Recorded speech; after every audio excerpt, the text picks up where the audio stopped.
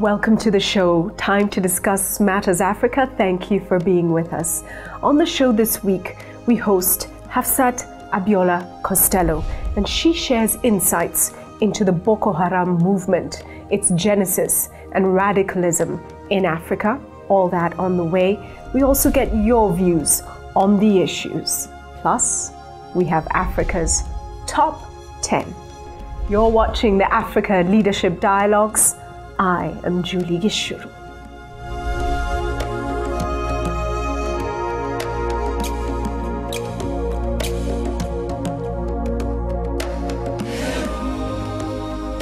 The Boko Haram terrorist movement in Nigeria has captured the attention of the world with its vicious activities. Murders of many, including boys in high school, and the recent spate of kidnappings of young girls from high school. Tonight, we take a look at this organization and try to understand the genesis of the thinking behind Boko Haram. With us to try to give us insights into the growth of this movement is the special advisor to the Ogun state government in Nigeria. She's also a member of the state cabinet, Hafsat Abiola Costello. Let's take a look at her profile. Hafsat Abiola Costello is a special advisor and member of the state cabinet, Ogun State Government, Nigeria. Hafsat has a BA from Harvard and a master's in international development from Tsinghua University, Beijing. She is the non-executive president of the Kudirat Initiative for Democracy and a counselor on the World Future Council. She also sits on the board of the Global Fund for Children. Hafsat is an associate editor of Imagine Ourselves, Global Voices from a New Generation of Women. She is also an Ashoka Fellow and a recipient of other numerous awards. Hafsat, thank you so much for making time for the Africa Leadership Dialogues. The continent is facing a huge challenge right now in terms of terrorism. The situation in Nigeria, and particularly in the north, with the kidnapping of the girls, has received global attention. But give us the context. What exactly is the genesis of this problem? Indeed, the problem is rooted in history. In northern Nigeria, in the northeast, where Boko Haram is very active, there's a state, Borno. It's a state now, but before it used to be part of a kingdom called the Borno Caliphate. And they have over 1,000-year history. A noble history, a history of, prospering, of knowledge, exchange with foreigners, and celebration of culture, prosperity. But if you were to go to Borno now, it's a land that is really facing incredible challenges. First, from the north, from the Sahel region, is the encroaching desert.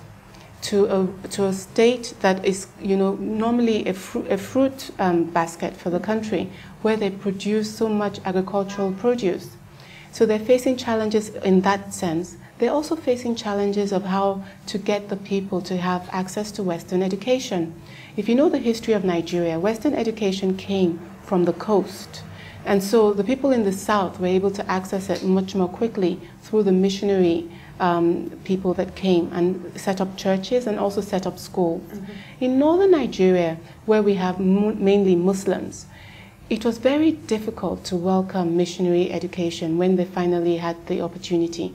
The challenge was that missionaries will do one thing first, and which is that they will proselytize, they will try to spread their message. And so at the same time that you access Western education, you have the danger of having your children convert to Christianity. So many of them were not keen to take that risk. They weren't welcoming of this concept. So it was until later when the state institutions, the state governments and the federal government started setting up schools that were secular, that they could begin to really embrace access to Western education. Then also, you see, in the north, they're often worried about their daughters. The daughters across Africa are the bearers of tradition, are the bearers of culture. They're the ones that will raise the future. And so the idea that the person that carries the tradition for the family could be lost to a foreign religion, to the religion of Christianity, and possibly to Western culture that is alien to the domestic community, they didn't want to take that risk. So it's been very difficult to get Western education for the boys and for the girls. And what's been happening is the boys are being killed in schools by Boko Haram. Yes. The girls are being kidnapped. What's the message then that they're sending? Clearly that you shouldn't send your children to school. Yes. And what will the impact of this action be in the long term if it continues this way? Well, I mean, we can see the impact already, because if you look at southwest Nigeria, where I'm from, the Yoruba communities of Nigeria, you have, per every 100,000 births, we lose 250 women.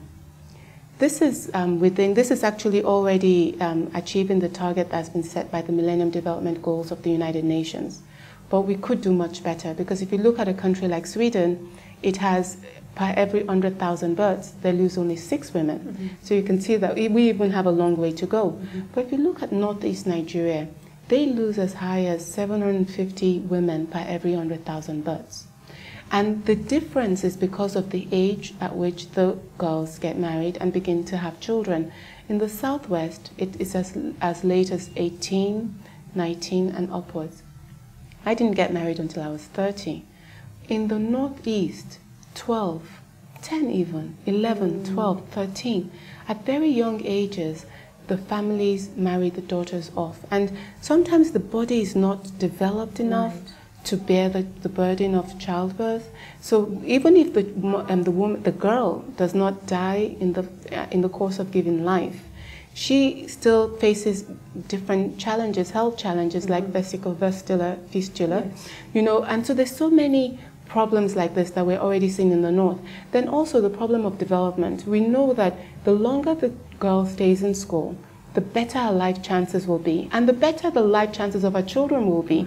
Simple things like the ability to boil, the need to boil water if you're not sure if the water is clean. This is something that you learn in primary school.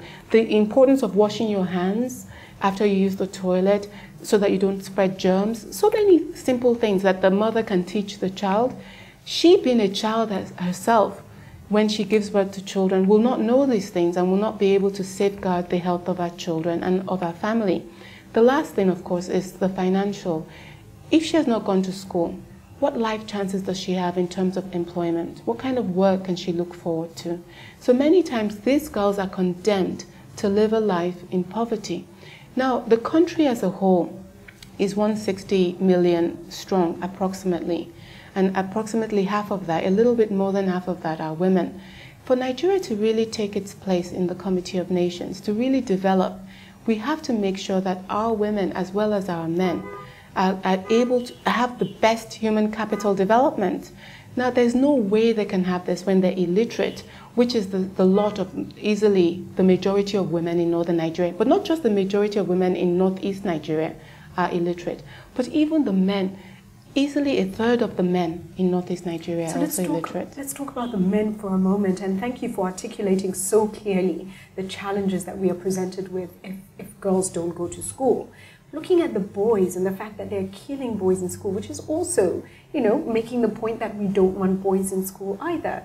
If boys don't go to school, then they are more able to manipulate these boys as well, is the assumption, because of the lack of opportunity. You know, how important is it also to ensure that the boys are able to be safe in the school environment? I think it's critical. And indeed, I think that it's the fact that there's been a problem in getting enough schools in the north, and especially in the northeast, that is fueling Boko Haram, because the Boko Haram leaders, from the estimates we have, are no more than a couple hundred militants. But they're really working with an underbelly of hundreds of thousands of young boys who are not educated, who do not have good life chances, and who have no other option. They do not have work, and they have real needs.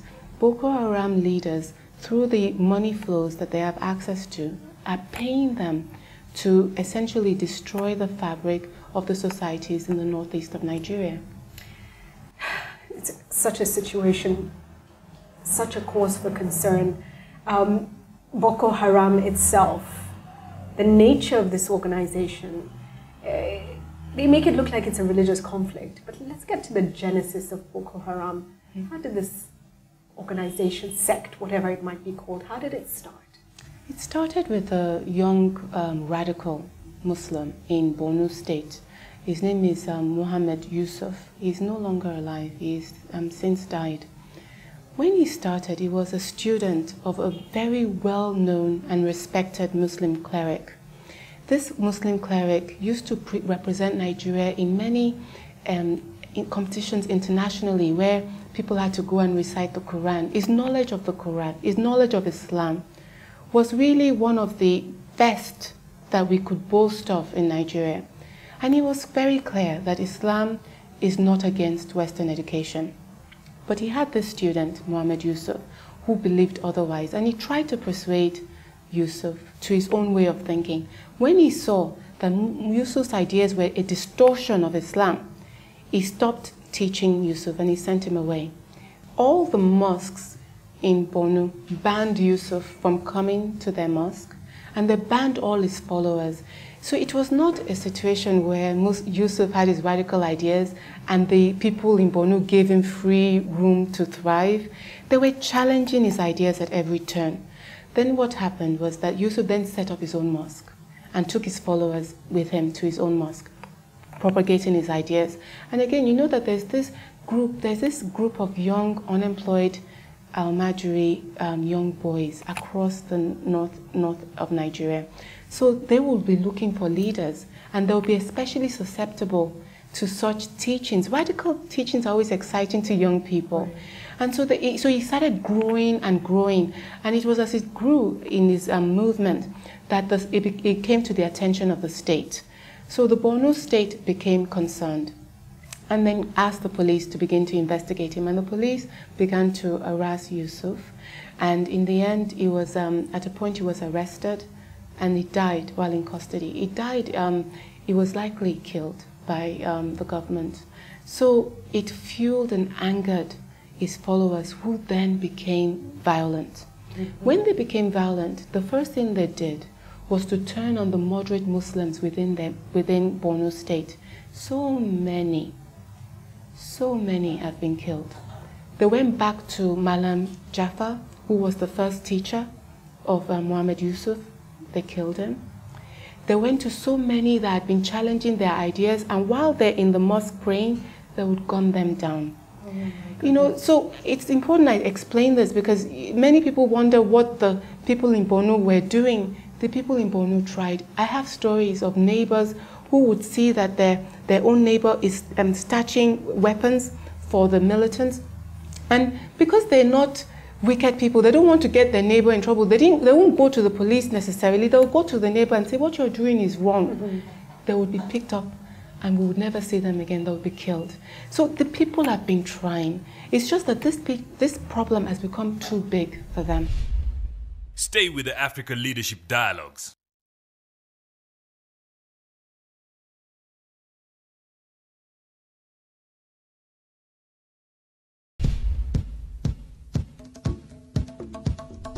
So where did Yusuf get his teachings?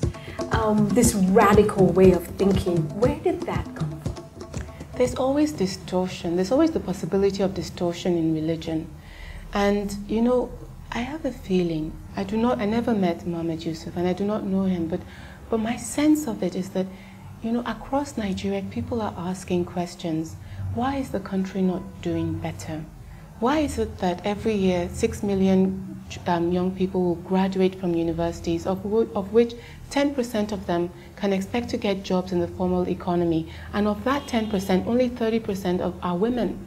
You know, these are challenges that are facing Nigerian society. Why is it that in the midst of so much wealth, we're having such challenges providing essential critical services to the majority of our people? Why the corruption? All of these questions, all Nigerians are asking, and we're really grappling with these issues. The problem with people like Mohammed Yusuf is that, and all of the Boko Haram sect, is that they're asking valid questions and coming up with the wrong answers. Right. You see, they're asking valid questions, right, and the solutions that they think they've come up with will actually deepen the misery and the poverty of Nigeria. The inequity. Yes. Grow the violence. Yes. It's amazing when you speak in the sense that for many African countries, the questions that you ask are pertinent. I think it's very powerful. I heard you speaking previously, and you drew a connection between teachings and spoke of a Nigerian diplomat who had reported on teachings that were taking place in Sudan, and he kept saying, keep an eye on this. Tell us about that story.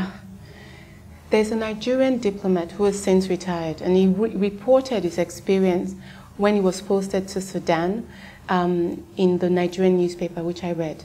Then in that report, he said he had been posted to Sudan. He was troubled by this assignment because he was a Christian, and Sudan, where he was posted, was largely a Muslim country. But he went anyway, and while he was serving in Sudan, he started hearing about camps where young people were being trained and radicalized. And in fact, he even conducted some investigations and saw some of the Nigerians that had been brought into those camps to understudy some radical clerics. And he was very concerned because the ideas were very disturbing. So he started writing reports to the Nigerian government that the Nigerian government should pay attention to the border with Cameroon and Chad, that these young Nigerians will be coming back through those borders, and that they're coming back with so many ideas that are fundamentalist, fanatical, and prone to violence, that they're being groomed and trained to be instruments of destruction in Nigeria. But his reports were largely ignored. When was this? This was in the 90s. By 1999, when we first became a democratic country, and a little bit after that. At the same time that he was writing his reports, there had been some cutbacks in intelligence funding within Nigeria, because there was the sense that, oh, we had gone overboard with funding intelligence agencies during the military era, and we don't really need that. We don't have problems of this nature anymore. And while it was true that the military had been spying on its own people, we should still try to keep an eye on what is going on around us in Nigeria. And so, unfortunately, precisely at the time that the Boko Haram sect was infiltrating Borno State, the government was cutting back on the people that would have raised an alarm and told us that, look, something is happening that you should pay attention to. So it's been, I feel that those 200 girls have been caught in a perfect storm. First, by this group of radical, we cannot really call them Muslims, they're just radical criminals, who are fundamentalist, fanatical, and have no sense of the respect for other people's rights. They've been held by them, and we're also in a situation where the Nigerian army and the Nigerian federal government is struggling to build up its capacity to respond. So really, without international support, it's a challenge. It's going to be very difficult to deal with this. A key lesson there for African governments: intelligence remains critical, and if we're funding intelligence, let's make sure it's effective and efficient. I guess is a key message as well. Just looking at the arms, the capacity, the funding that goes into Boko Haram, what are the thoughts behind that? There are two streams that we see pouring money into Boko Haram from the reports we're getting. One is the international networks from Somalia, even from maybe perhaps in Sudan. There are apparently terrorist networks that connect, that you are well aware of in Kenya. I think the Shabab movement. Connections to Al-Qaeda as well. Which is well connected to Al-Qaeda. So they are one source. Then there's just basic criminality. The Boko Haram movement in northeast Nigeria have been attacking banks, robbing banks, and from there they're also getting funding. So they're getting funding from several sources. Let's go to your advice right now to the continent. There were calls that the World Economic Forum, which is held in Abuja, be cancelled. Kenya is facing calls because of terrorism in the country to pull out of Somalia. What are your responses to people who are saying, maybe we should be paying attention to what these terrorists want? What should Africa do? What do you think? I want to if you don't mind, let me move us to another part of the world. For a few years, I lived in China. And when I was there, I was told about Chairman Mao, who is an ambivalent person in history because he made some mistakes, quite a lot of mistakes that cost millions of lives. But the one thing he said to the Chinese people when he first took over, he stood in front of them in Tiananmen Square, which is an important place in China, in Beijing, and he said to them, today the people of China has stood up. I want the people of Africa to stand up. When we stand up, we take responsibility for the problems that we have. We have the problem in Somalia. We have the problem of Boko Haram in northeast Nigeria. That problem is not going to go away by putting our head in the sand. If we put our head in the sand, the problem will come to our doorstep. We have to tackle that problem. And we are enough, that we're intelligent enough. We've been, all of us have had access to some form of education. If we put our minds together, instead of dividing, blaming each other, pointing fingers, when we stop wasting our time with all that irrelevant stuff and focus and make the problem the enemy, there is no problem on the continent of Africa that we cannot surmount. Thank you for your time, Hafsat. Please look into the camera and deliver your message to Africa. We have so many challenges, and yet there's so much potential on this continent. What do you want to say to the Africans watching this show? African brothers and sisters, let us believe in ourselves. Nobody needs to tell you. You go all over the world and they may have different ideas about Africa. Whatever ideas they have, those are their ideas. We, Africans, should know who we are. And we should know that what we are, what we embody within ourselves, no amount of money in the world can buy it. And if we have the confidence in ourselves, there's nobody that can put us down. It is time now to lift Africa, to join the rest of the world in the place where it belongs. Africa has given its wealth to build up the wealth of the world. In our generation, in our time, our wealth will be used to build up our own wealth for our own people, even as we join the rest of the world as equal partners. And you and me and all of us are the ones that are going to write that story. Let nobody tell you who you are. You claim your destiny and you live it. Thank you. It's very moving. I'm in tears. Thank you so much, Hafsat. Thank you. Stay with the Africa Leadership Dialogues.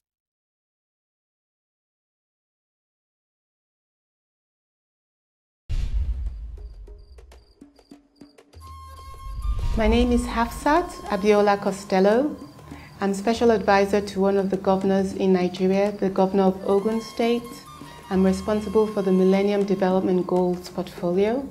Today you're watching Africa's Leadership Dialogues.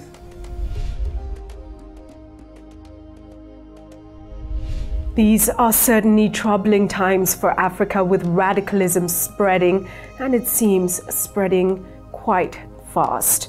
Thank you, Hafsat, for sharing your views. Now, we'd like to share the views of many who've written into us. Let's see what you have to say about the issues. This week, we asked you, how can Africa address radicalization? Lawrence Crispus says, Africa can tame radicalization by financially crippling the purveyors of ideological radicalism through good intelligence. The ideology of radicalization raises its head when it's whispered into an ear and an incentive offered. What I would say mainly about radicalization in Africa, it's mainly due to poverty, especially in Kenya.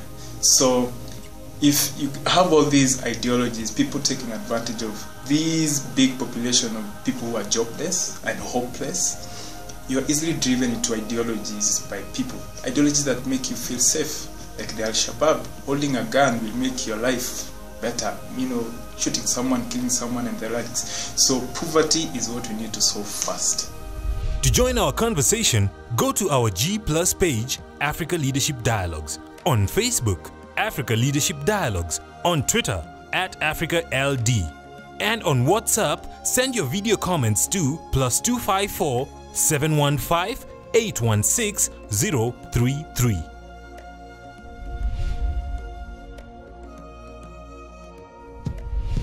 Do keep your views coming in on our various different platforms. We really do appreciate the conversations that we have going. And now to Africa's Top 10.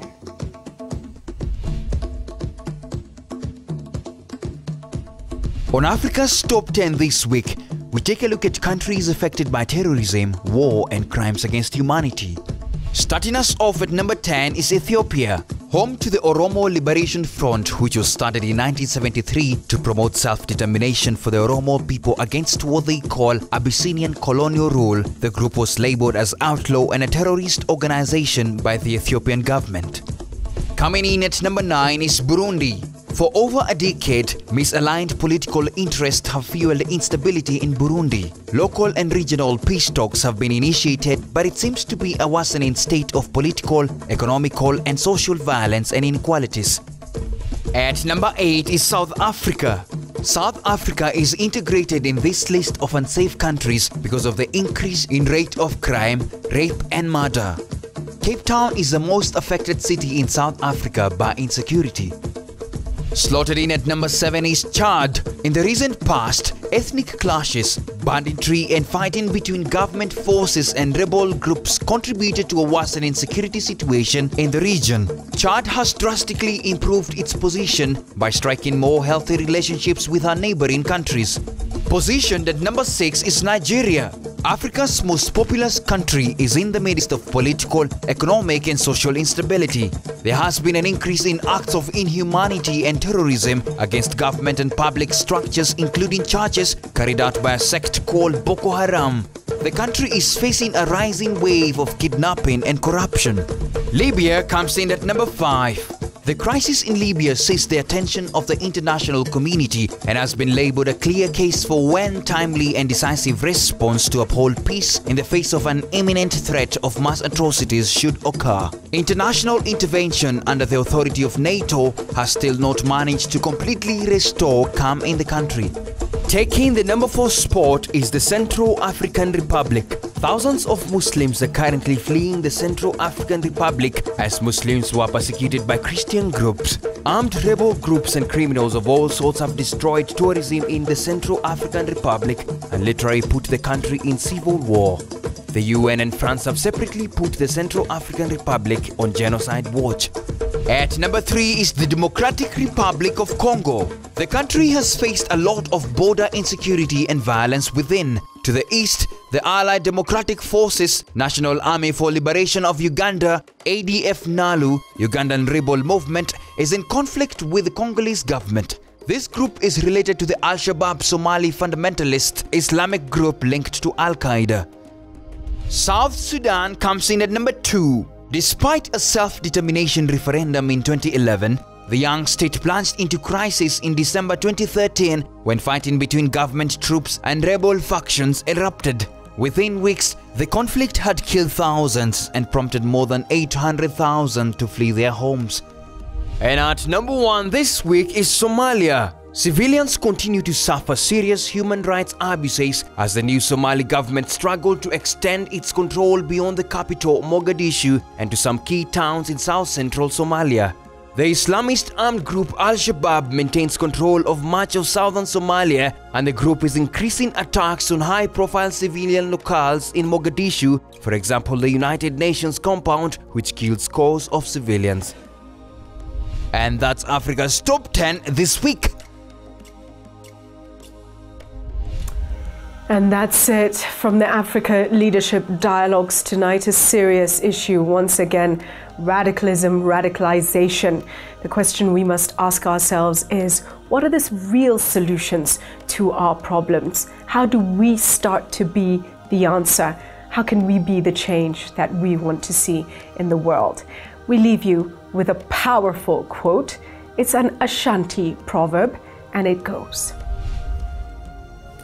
by the time the fool has learned the game, the players have dispersed.